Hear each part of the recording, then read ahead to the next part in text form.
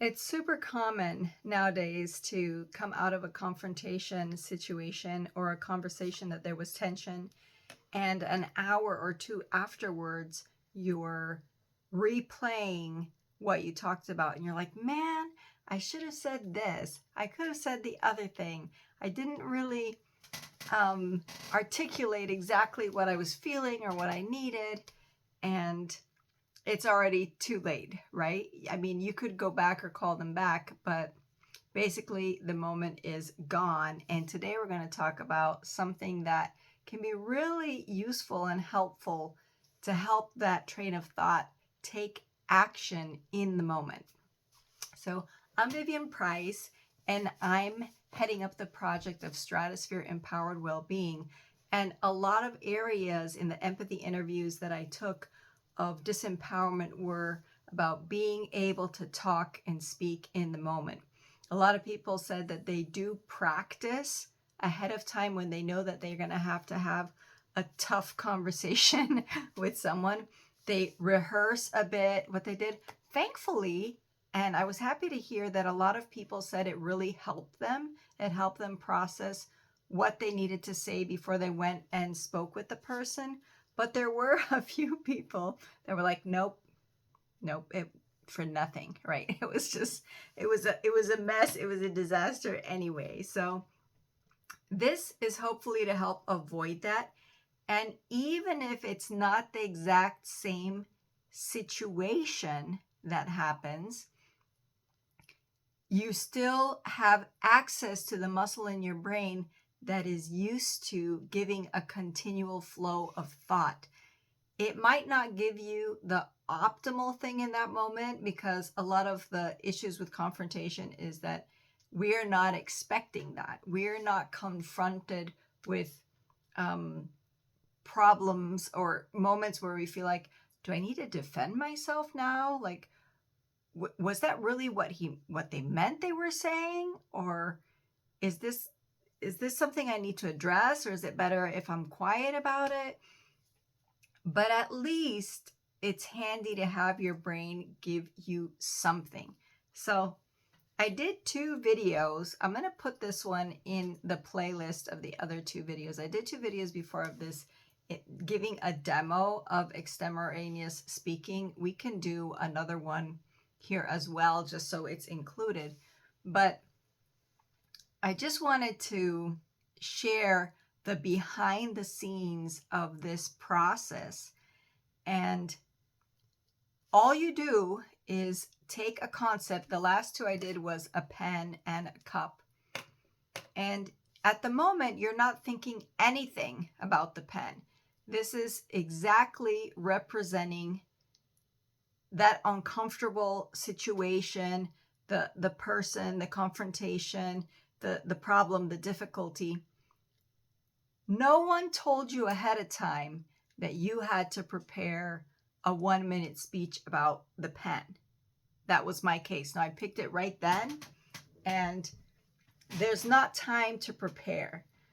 So you just have to open the flow of the unconscious and see, what all does my unconscious mind have to say about the pen that instantly through speech becomes conscious. It's almost as if you're hearing someone else talk, because you didn't have time to pre-think the thoughts. But that's actually what's going on right now. Like I shared all my other videos, my videos are unedited, unfiltered, and with no special effects. So we kind of go on the topic naturally, because I'm moving back into the concept and the idea that the brain needs to slow down and process content at a more natural flow versus these short attention spans that we're training it into, that are causing our nervous system high levels of stress. Now, why would I do this? Well, I'm a massage therapist for one, and a big part of my job is kind of bringing down the nervous system And I think any way that I can get people to get there and do this is, even in my work, even in the video itself, offering the slow down. It's like, even your mind is like, wait, she was talking at this rhythm, but now all of a sudden it's here. And just notice like the elasticity inside the mind, where it's like, now I have to pull this way. But it's also soothing. It's soothing that you don't have to just like, or what was the advice that some podcasts are like, maximize your time by listening to your podcast in double speed, right? And I'm like, oh my gosh, we're doing this to ourselves. Stop. I mean, if you need to get the information in because you have a deadline or something like that, and the deadline would cause you more stress than listening to it at double speed, okay, maybe, right? Maybe okay. Or maybe the deadline, no, I don't know. But here, what causes people the stress is the moment of confrontation generates an energy of frustration when they find themselves speechless. There is not a flow of the words that would come out naturally. And eventually, after you practice the verbal, the next step is, can I connect this natural flow to the heart state? So this would be feeding into nonviolent communication techniques, where, am I what I'm saying coming through the heart? I feel the need to respond. I will, but where is that coming from?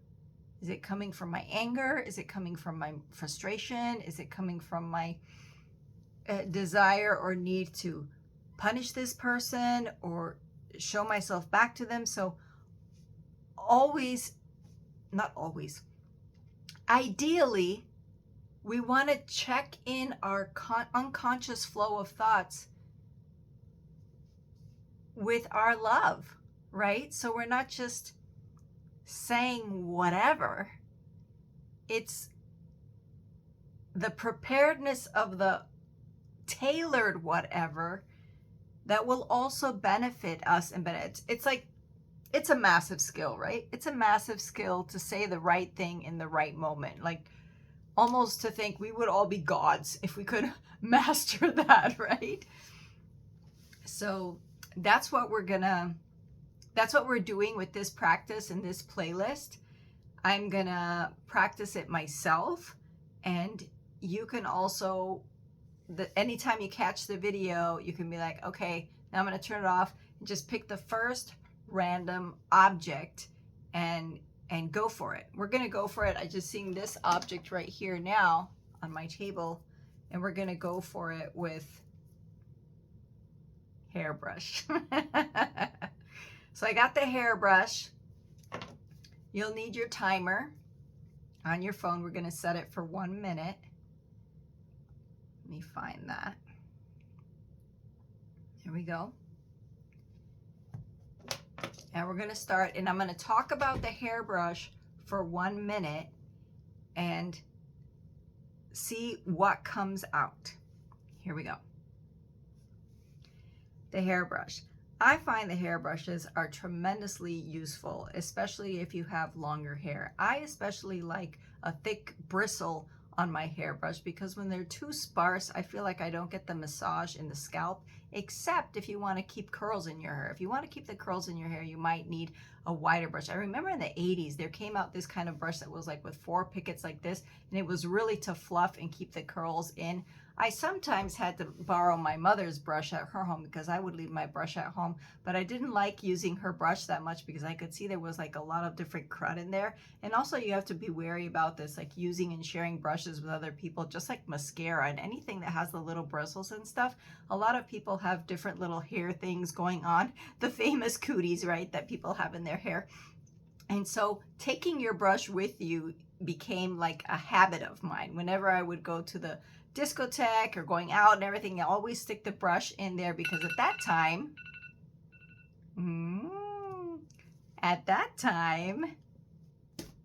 I used to have really long hair and I always needed my brush. This one went so much better. This is my third one today. And there's just such a relief when you do this practice because it's 1 minute of non-thinking. Now, if you really struggle with this exercise, like a lot of other classmates of mine did in this exercise, this was something we did in high school, then I would say it's even more beneficial for you. And if you stop and you come to a dead end, don't start over. That would be my advice. And don't look at the clock. Like I had the timer down here, but I wasn't like attentive to the, like, when is the minute over? When is the minute over? That'll really drive you crazy. That's like trying to monitor the conversation with the person who's confronting you and just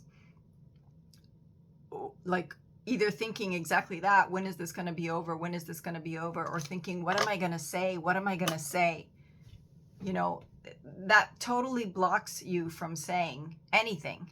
And then the best thing you can say when you don't know what to say is, you know what? I don't know what to say. I've used that one. And it is a saver. It saves you and it gets you time, buys you some time. You can be like, I'm going to need to think about this information. I'm going to get back to you. But if the moment is really heated from that other person, you know, saying you're going to get back to them is not going to cut it. And especially if it's a confrontation with an unknown person in a destination where you're like, I'm never going to see this person again. So there you have to think even like, is it worth it? Is my engagement worth it with this person? But here. In retrospect, the beauty of it is that I got to find all this unknown knowledge. I had no idea of all that information that I was storing just about the brush. And I even had more to say. And what gets going is I'll see one thought coming through. And as the mouth verbally starts to end this sentence, the other one is coming right behind. So this one goes out and this one's coming in. And I can recall when I was training and processing this, you might not just have one and then one. This would be ideal for clarity, but you might have one and then there's like two coming through. Now you have to pick. Am I going to say this or am I going to say this? And then you might have another two coming. And now you have backup, right? I want to say this from this from this. And there you will notice that you will start getting to articulate faster and faster and faster. Now, why do we practice speed with extemporaneous speaking? Because the faster I go, I can have more trains shooting out. I have seen up to 7 trains. That's been about my max that I have seen. I had this thought I was talking about. This one was lined up with it. And then I had, 5 other ones come in behind it. And I was like, wow, I can pick from all of these because this situation had happened here, here, there, here, this here, this here. Like, what do I want to go with? The beauty of the speed generated is that now I can link to my heart which is the ideal one that I want to say. It's like learning to walk in 10-inch heels, which is super hard, so that I can walk super comfortably in 1 or 2-inch heels. If I can dominate the 10, you are level goddess, right? Walking in the 1 or the 2. That was something that we trained in modeling school, right? And they're like, start with the high heel so that then you can really, when you use your 3, those are 10 centimeters we were talking about, not 10-inch. 10-inch heels. It was 10 centimeters. And we had like 3 or 4 centimeters were actually for the runway. So practicing the speed, practicing the flow. I'm going to get back into it myself because I'm kind of going into the YouTube creating and creating content. And it's just really mechanical when you go with the script. And I'm like, Cinnamon, you can do this. You can do this. You can do the lanes of thought. So that's where I'm going with that. And that's all I got for today. Try it out. See how it goes. And I'll see you in the next extemporaneous video, or you can check out some of the other videos that are talking about empowered well-being. Stay empowered.